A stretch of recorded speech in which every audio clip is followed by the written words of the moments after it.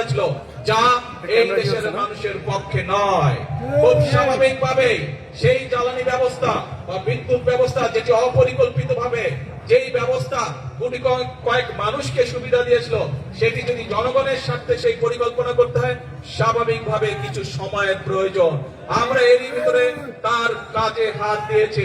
ইনশাআল্লাহ সমগ্র বাংলাদেশের মানুষের সামনে আগামী 10 বছর আমাদের জ্বালানি পরিকল্পনা কি হবে, আগামী 10 বছর ইনশাআল্লাহ বাংলাদেশের বিদ্যুৎ ব্যবস্থা কি হবে, সেই প্রস্তাবনা আমরা জাতীয় সংসদে উপস্থাপন করব।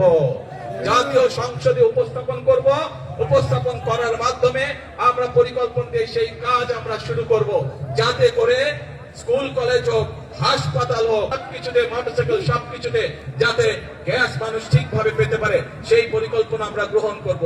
আমরা খেয়াল করেছি বিগত কিছুদিন ধরে কিছু মানুষ, কোটি সংখ্যক কিছু মানুষ এই ব্যাপারে বিভ্রান্ত ছড়ানোর চেষ্টা করছে। আপনাদেরকে পরিষ্কারভাবে উদ্দেশ্য করে বলতে চাই, বিএনপি সরকার সংসদে পরিকল্পনা উপস্থাপন করবে। আপনাদের যদি পরিকল্পনা থাকে